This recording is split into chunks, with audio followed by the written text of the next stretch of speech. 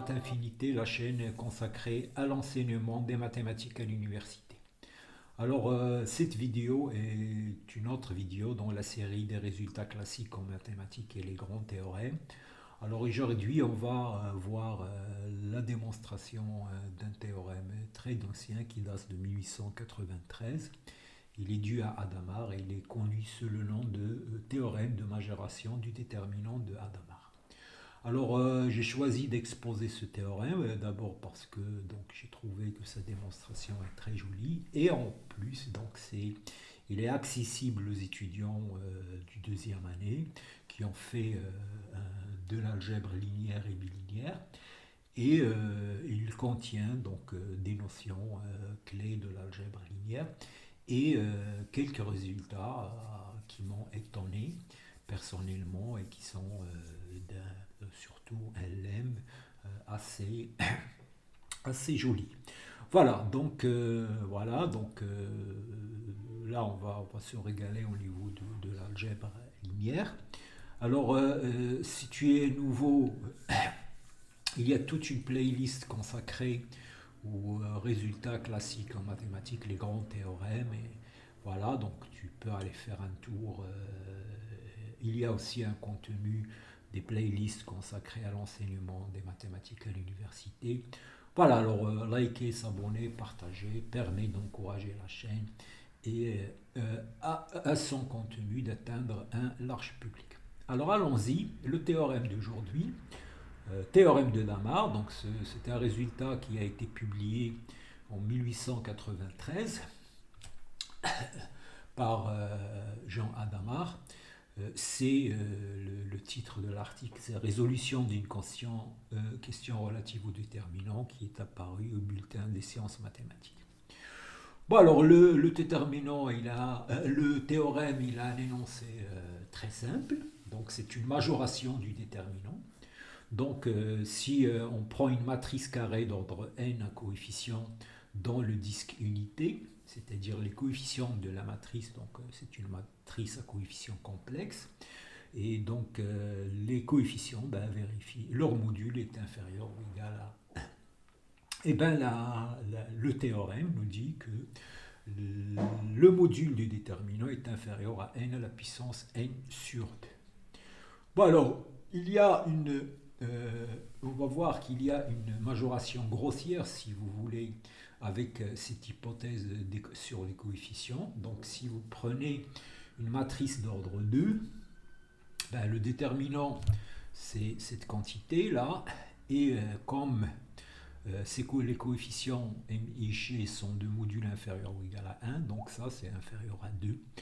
Et donc là, le théorème est vrai trivialement pour n égale à 2.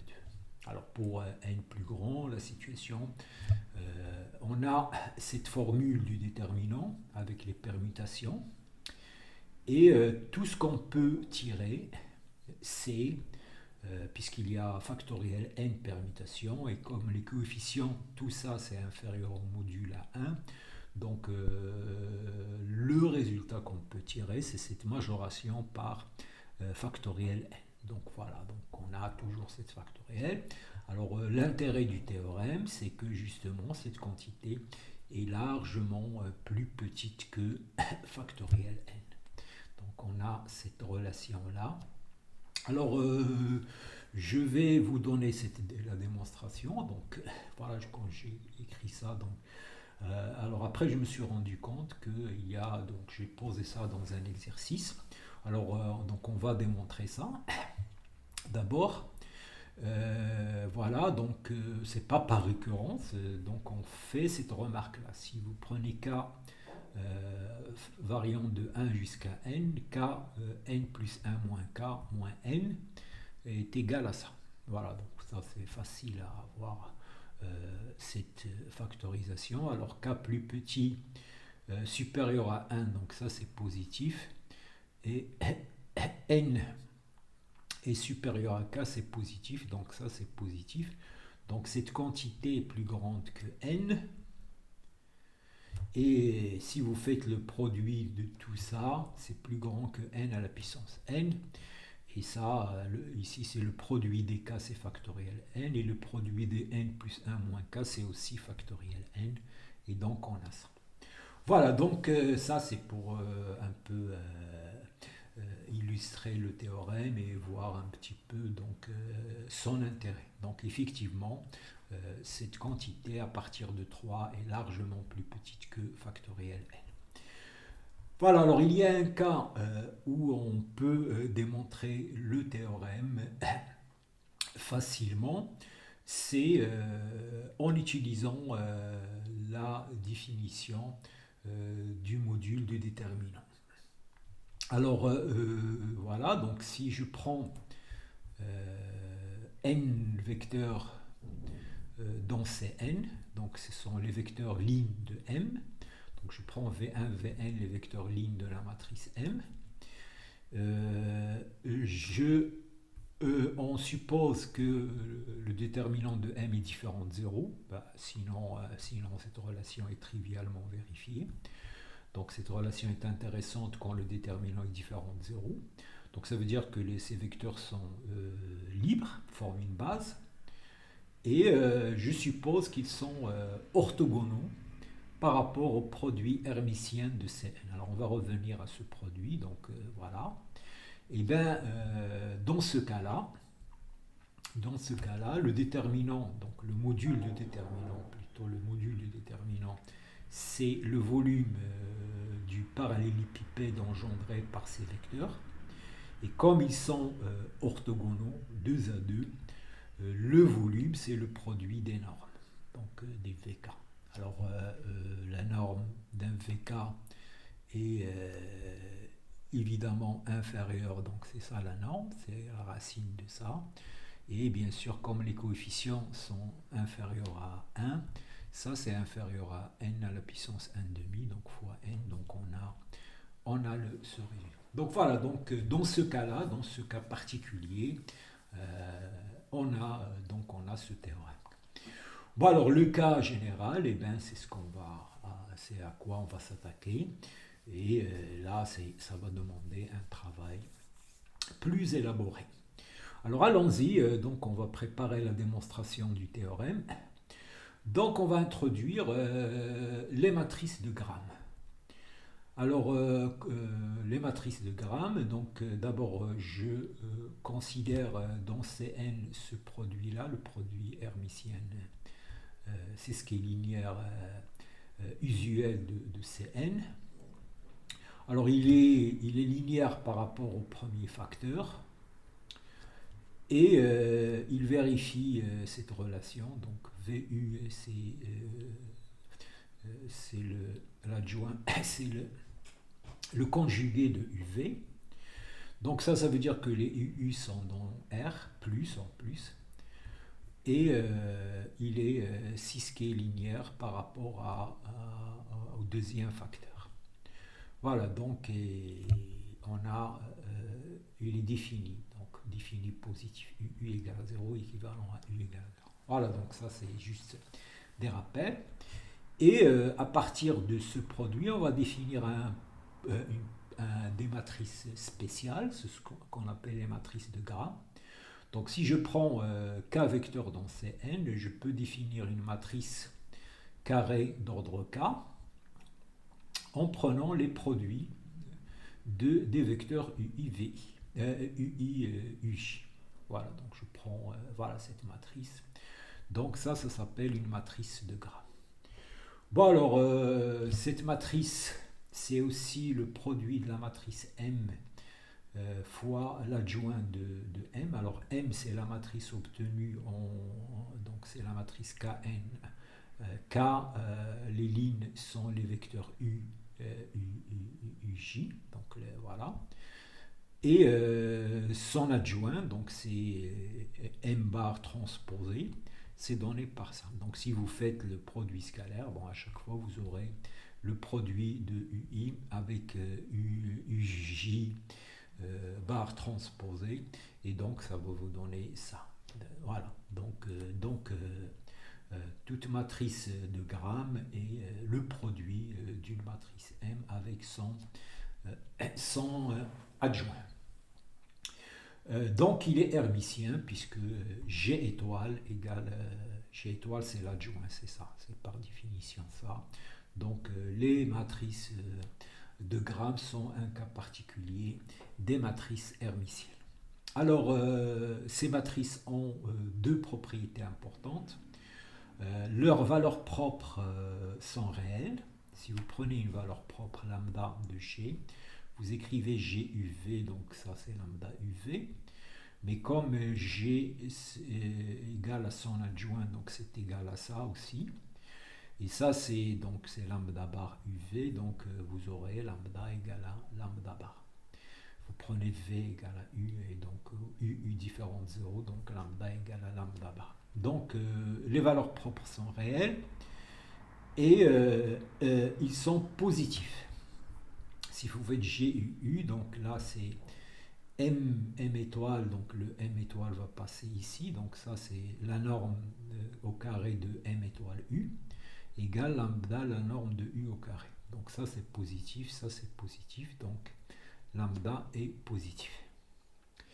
Voilà, donc les valeurs propres de ces matrices sont réelles, positifs, et donc en particulier le déterminant est positif.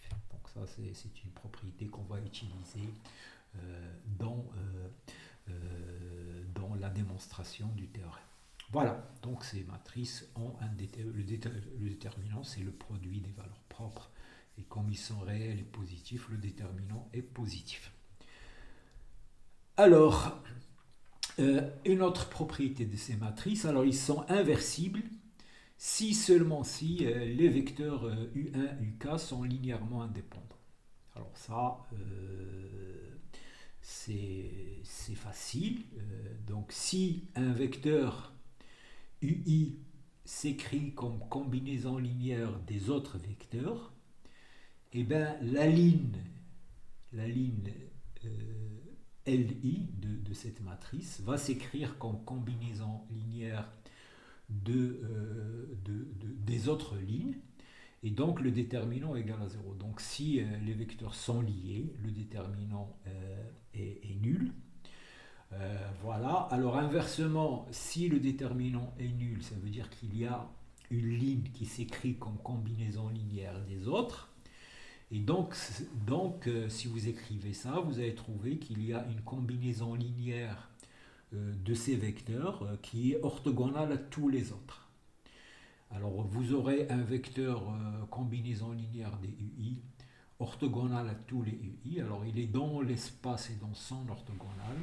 Il va être nul et donc vous aurez une combinaison linéaire non triviale des vecteurs. Voilà, donc ça, je vous laisse écrire. Donc ça, c'est un exercice classique.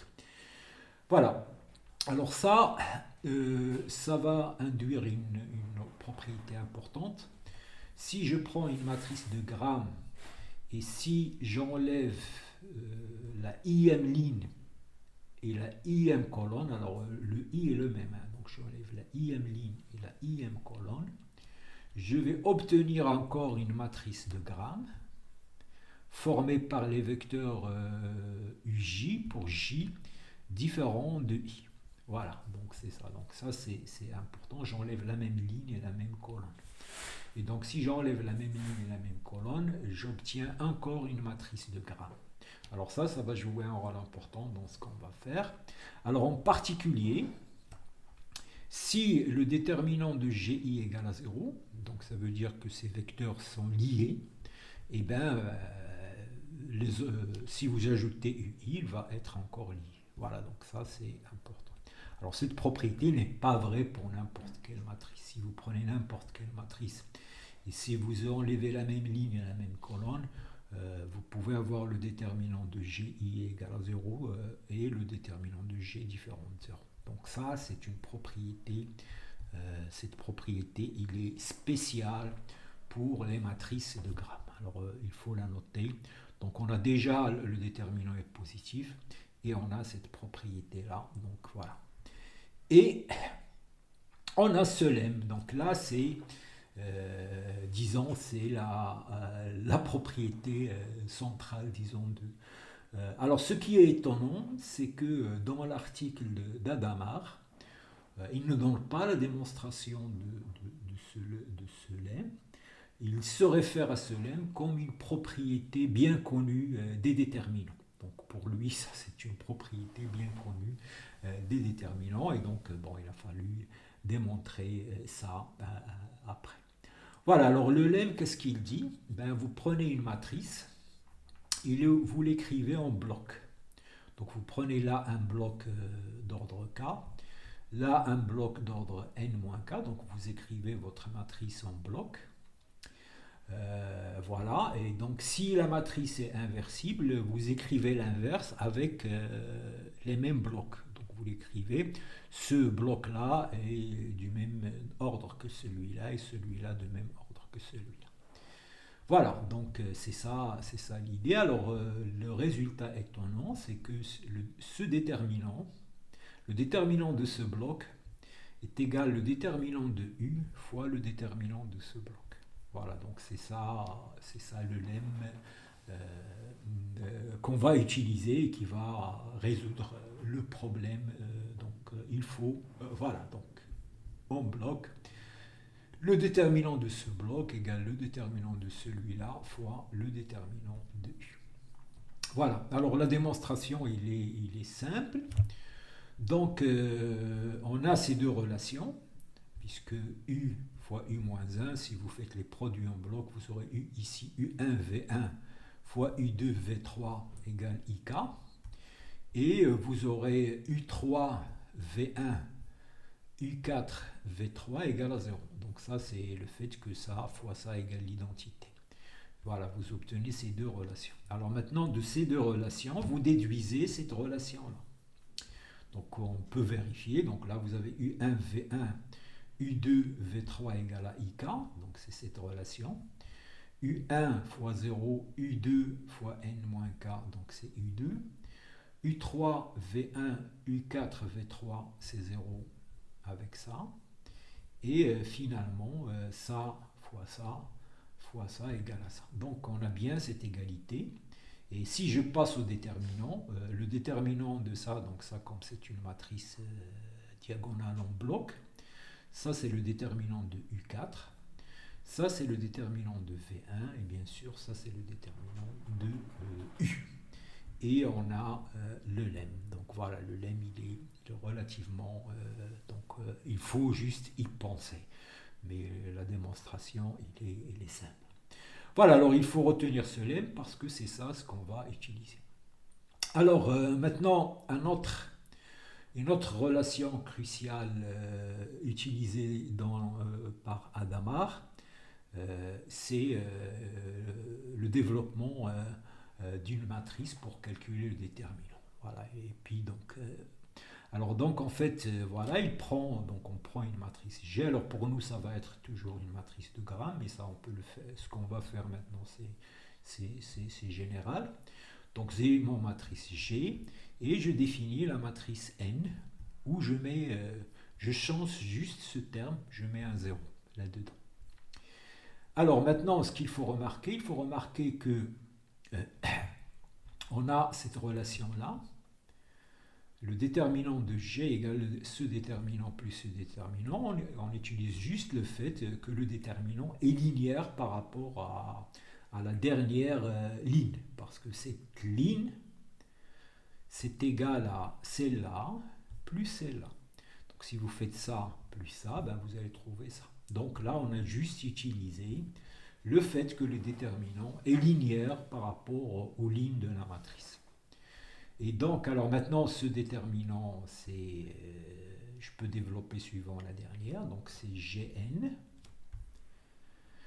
fois ce Gn. Alors Gn, donc ça c'est la matrice obtenue en enlevant la dernière ligne et la dernière colonne. Voilà, plus le déterminant de cette matrice. Alors voilà, alors après, à partir de là, c'est à partir de là que Hadamard démontre ce théorème. Alors il va démontrer que ce déterminant est toujours négatif. C'est ça, donc c'est pour ça qu'on l'appelle N ici. Donc on va dire la partie négative de la matrice. Donc voilà, donc l'idée maintenant, le lemme suivant, c'est de montrer que ça c'est négatif. Si une fois qu'on montre ça, comme je sais que ça c'est de déterminant positif et ça c'est positif et ces coefficients sont positifs, puisque ça c'est le produit UI, et bien la formule, le théorème va tomber. Bon alors donc allons-y maintenant, la partie délicate, c'est si je prends une matrice G de grammes d'ordre n, donc c'est-à-dire c'est une matrice nn et qui est de grammes, donc il est voilà, alors le déterminant de la partie négative, cette partie-là est toujours négatif. Voilà, donc notre matrice, on l'écrit comme ça, on met ça égal à 0, donc ça c'est un vecteur, ça c'est son transposé, puisque ça c'est une matrice de grammes, et le résultat c'est que ce déterminant est toujours négatif. Alors allons-y, la démonstration est assez judicieuse. Alors bon, j'ai essayé de détailler, de la rendre la plus claire possible. Alors donc c'est une démonstration par récurrence sur n.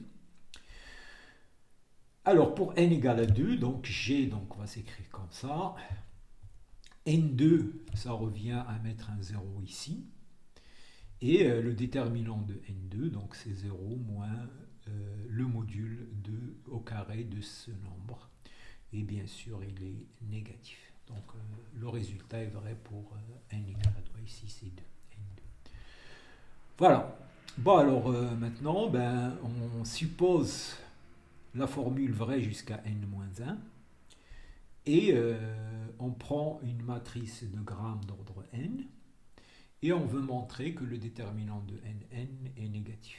Alors, on suppose qu'il est différent de 0, parce que s'il est égal à 0, la propriété est vraie. Donc, on va supposer qu'il est différent de 0. Et l'idée ici, c'est d'écrire notre matrice comme un bloc ici d'ordre n-2.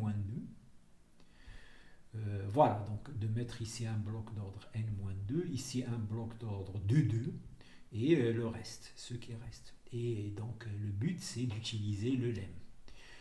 Alors, donc ça, donc ça, c'est une matrice de grammes obtenue en enlevant la n-1 ligne et la n ligne. Donc, je garde aussi une matrice de grammes ici. Si je détaille, donc ce bloc, c'est ça en fait. C'est ce bloc-là. Et là, ici, j'ai un vecteur x1, un vecteur colonne et un autre vecteur, et là leur transposé, puisque là c'est une matrice de grammes, parce que nn, je pars d'une matrice de grammes et je mets 0 ici. Voilà, donc c'est ça ce qui va faire marcher les choses. Donc voilà, alors maintenant donc j'ai cette écriture, alors je prends U, alors il faut se rappeler, U c'est l'inverse de N. Donc là, l'inverse de N va s'écrire aussi, va avoir une décomposition en blocs. Donc là, c'est un bloc d'ordre n-2, n-2. Et ça, c'est un bloc d'ordre 2. Et j'utilise la définition de l'inverse. C'est 1 sur déterminant transposé de la comatrice. Et voilà, et ce bloc-là, c'est U4, donc il va s'écrire comme ça. Donc il y aura une écriture comme ça. Alors en fait, voilà, toute l'astuce, c'est, on va montrer que déterminant de U4 égale à déterminant de U, d'après le lemme, fois le déterminant de V1 ici. Donc c'est Gn-2. Et ça, ce déterminant est positif. Donc, ce déterminant que je veux montrer négatif dépendra du signe du déterminant de U4. Alors, si je montre que le déterminant de U4 est négatif, eh bien, on a gagné. Bon, alors là, je vais commencer par calculer ces coefficients. Alors, donc ça, c'est le coefficient UN-1 et UN-1 dont U. Alors comment j'obtiens ce coefficient? Eh bien, je fais le cofacteur n-1, n-1. Donc ça veut dire, je vais venir ici et je vais enlever cette ligne et cette colonne. Donc il me restera Gn-2, x2, voilà, il me reste ça. Alors ça, c'est le nn-1, c'est la matrice négative associée au bloc Gn, le bloc Gn que j'obtiens en enlevant. Donc voilà, donc ça c'est une n-1. Et donc ce déterminant il est négatif par hypothèse de récurrence. Voilà, donc ça c'est la première remarque.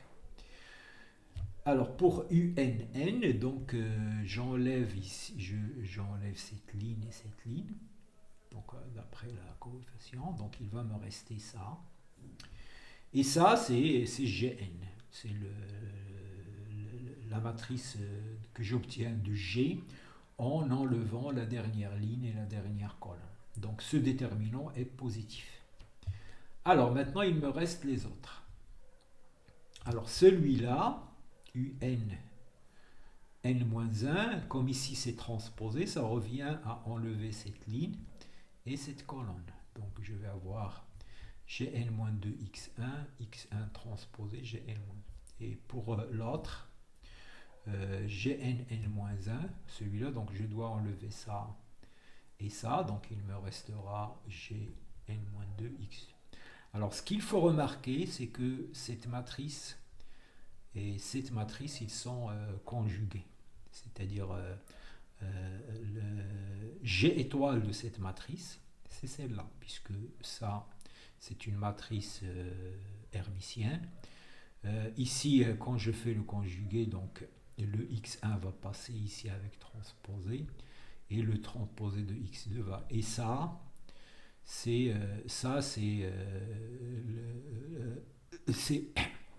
le conjugué de Gn-n-. Donc ça c'est la. Donc si j'appelle ça lambda, ça c'est lambda bar. Et c'est ça la remarque importante. Donc maintenant, j'ai calculé tous ces coefficients et c'est ça, je crois, la partie délicate. Donc finalement, voilà ce que j'ai montré. J'ai montré que UNN-1 c'est ça. UNN-1 c'est lambda sur déterminant n. Ici c'est lambda bar sur déterminant n. Et là c'est le déterminant de Gn. Donc maintenant je vais écrire le déterminant de U4. Je peux le calculer. Donc le déterminant de U4, donc c'est ça fois ça. Donc c'est ça moins ça. Alors donc je remarque que ça c'est positif. Ça, c'est négatif par hypothèse de récurrence, et ça, c'est négatif. Donc, ce déterminant est négatif. Maintenant, j'applique mon lemme. Le déterminant de U4, c'est le déterminant de U fois le déterminant de V1. Et donc, voilà, j'ai cette relation. Alors, c'est presque fini. Maintenant, ce déterminant, si ça est différent de 0, ce déterminant est négatif, puisque ça, positif, ça négatif et ça négatif, et on a fini. Alors maintenant, il faut justifier pourquoi ça c'est différent de 0. Alors si c'est égal à 0, j'ai cette relation-là. Si ça est égal à 0, ce déterminant va être, puisque ça c'est une sous-matrice que j'ai obtenue en enlevant la énième et les énièmes ligne, la énième ligne, la énième colonne, la n-1 ligne, la n-1 colonne. Et donc, si ce déterminant est nul, ce déterminant est nul, et déterminant de G égale à 0, donc je vais avoir 0 égale déterminant de nn, et ça, c'est pas possible, parce qu'on a supposé que ça, c'est différent de 0. Donc, ça, c'est différent de 0, donc ça, c'est négatif, et on a gagné et on a démontré ce résultat. Voilà, alors maintenant, le théorème, devient facile. Donc, je reviens au théorème. Donc, je pose G égale M, M étoile. Donc, ça, c'est une matrice de Gram. J'ai ma relation, donc ça, cette relation, et ça, c'est encore une matrice de Gram obtenue à partir de celle-là en levant la énième ligne et la énième colonne. Et bien, je peux continuer. Donc ça, c'est aussi une matrice de Gram. Donc je peux l'écrire comme Gn-1, N-1, déterminant Gn, etc. Et donc, par récurrence, je vais avoir cette relation-là. On peut montrer cette relation. Donc là, il y aura le produit des GK. Voilà. Et toute cette partie-là est négative. Puisque ça, c'est négatif, ça, c'est négatif, ça, c'est positif, puisque c'est les diagonales d'une matrice de Gram qui sont positifs.